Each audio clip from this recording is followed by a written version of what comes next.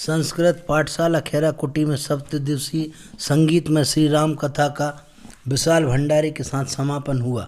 सप्तदिवसीय ज्ञान यज्ञ सप्ताह में प्रतिदिन हजारों की संख्याओं में श्रोताओं ने श्री राम कथा का रसपान कर आनंद लाभ लिया। राम कथा के ज्ञान यज्ञ सप्ताह में कथावाचक वृंदावन से पधारे श्री अतुल कृष्ण भारद्वाज जी द्वारा बहुत ही रोचक ढंग से राम कथा का सुंदर वर्णन किया। श्री अतुल जी के द्वारा श्रोता मंत्रमुग्ध हो गए।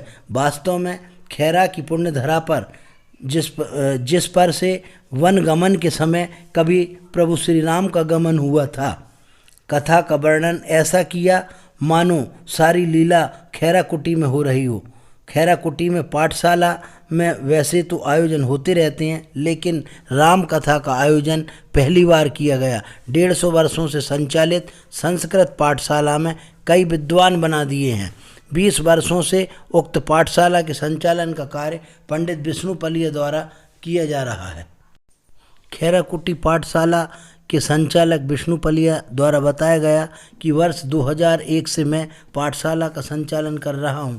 अभी तक 350 छात्र पढ़कर निकल चुके हैं, जो वर्तमान में आज मैं होशंगाबाद जिले के अंतिम छोर स्थित श्री संस्कृत पाठशाला खैराकुटी में उपस्थित हूँ, जहाँ श्री राम कथा यज्ञ का आज समापन हुआ। आज पूर्ण आहुति है और हमारे साथ हैं महाराज श्री अतुल कृष्ण जी भारद्वाज जी, और उनसे हम कुछ सामाजिक सरोकार के बारे में कुछ जानना चाहते हैं।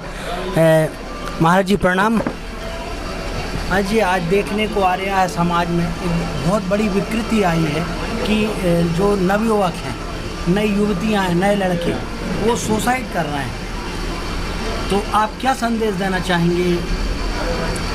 भारत का हमेशा से ये संदेश है कि जो स्वयं को मालिक मानेगा वो टेंशन में आएगा, और जो भगवान को मालिक मानेगा वो कभी टेंशन में नहीं आएगा। मेरा सभी युवतियों को ये संदेश है कि हमने स्वयं तय नहीं किया कि हमारा जन्म कहाँ हुआ।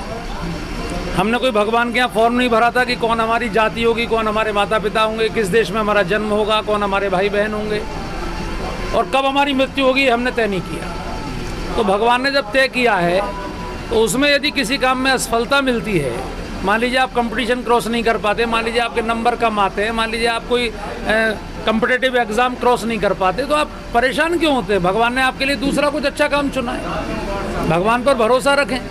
और माता पिता से भी मेरा ये आग्रह है कि बच्चों को अगर अध्यात्म से जोड़ेंगे तो उनके बच्चे कभी भी आत्महत्या जैसा विचार नहीं करेंगे। अगर हम उनको केवल ये सिखाएंगे कि केवल तुम्हें पैसा ही कमाना है, कैरियर बनाना है, तो फिर वो टेंशन में आ जाते हैं छोटी छोटी बात से। और ये 4 बीमारियां भाई साहब जो बढ़ रही हैं देश में, मैं आपके NK TV के माध्यम से कहना चाहता हूँ, डिप्रेशन, डायबिटीज़, ब्लड प्रेशर और हार्ट की बीमारी, इन 4 का कारण एक ही है, टेंशन। और टेंशन तब होती है जब हमारी अपेक्षाएं बहुत होती हैं। अपेक्षा की उपेक्षा से दुख होता है, तो अपेक्षा कम से कम रखें अपनी, और मैं कितना सुख दे सकता हूं सबको। अभी क्या है कि हमारी सुख की अपेक्षा है, पिताजी मुझे क्या कर रहे हैं, माँ मेरे लिए क्या कर रही है, भाई मेरे लिए क्या कर रहा है। हम ये सोच रहे हैं कि कौन मेरे, अरे भाई हम किसी के लिए क्या कर रहे हैं। प्रेम का मतलब है तत्सुखात सुखित्वम, जिसको मैं प्रेम करता हूँ मैं उसके सुख में सुखी हूँ।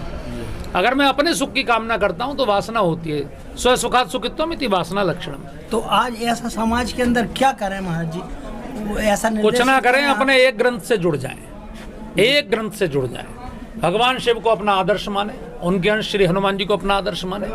भगवान शिव कभी अपना मकान भी नहीं बनाए, सबसे दानी देवता, सबसे फक्कड़ तरीके से रहते, उनसे जीवन जीने का स्टाइल सीखें।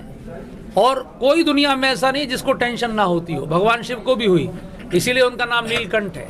दुनिया में हर व्यक्ति को टेंशन झेलनी पड़ेगी, टेंशन झेलिए, लेकिन ना तो बाहर उगलिए ना पेट में रखिए। अंदर रखेंगे तो आपको डायबिटीज हो जाएगी, बाहर उगलेंगे तो दूसरे से लड़ाई हो जाएगी।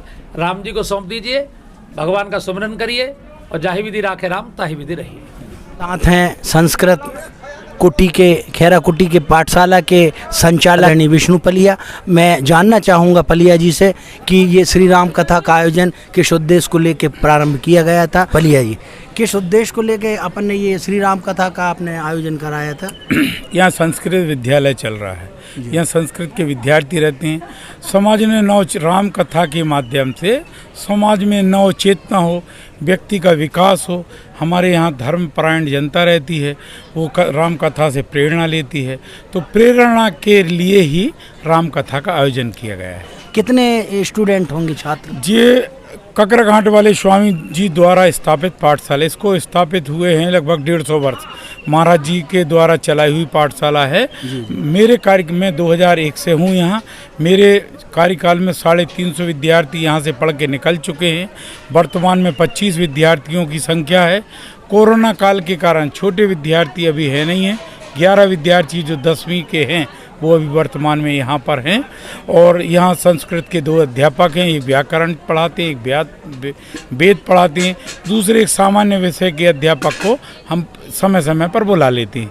इस प्रकार यहाँ शिक्षा व्यवस्था पाठशाला के द्वारा संचालित होती है। श्री राम रग रग में बसे हैं राम, कण कण में बसे हैं राम, रोम रोम में बसे हैं राम। ऐसे राम आराध्य जो हिंदुओं के आराध्य हैं, उनके आदर्श पे वो बच्चे चलें। यहाँ संस्कारों का निर्माण किया जाता है और इन संस्कार निर्माण करने वाली पाठशाला का आप विगत 20 वर्षों से संचालन कर रहे हैं। श्री राम कथा जैसा एक बहुत सुंदर आपने आयोजन कराया, मैं आपको साधुवाद देता हूँ। मैं महाराज जी की तस्वीर भी दिखाना चाहता हूँ जिनके द्वारा यह पाठशाला स्थापित है।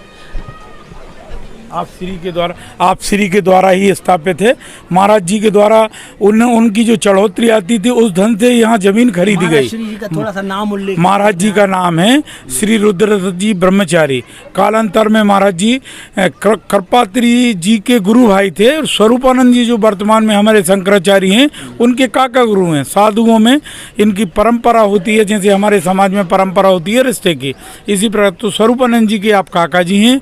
और कृपा जी महाराज जी के समय के साधु हैं। बनारस में भी महाराज जी का स्थान है एक, और ये महाराज जी के द्वारा संचालित एक और पाठशाला है शोकलपुर, वहाँ भी विद्यालय चलता है महाराज जी के। तो ज्ञान यज्ञ 7 दिवसीय, जिसका पुण्य लाभ नर्मदा तट पर नागरिकों ने भरपूर आनंद लिया।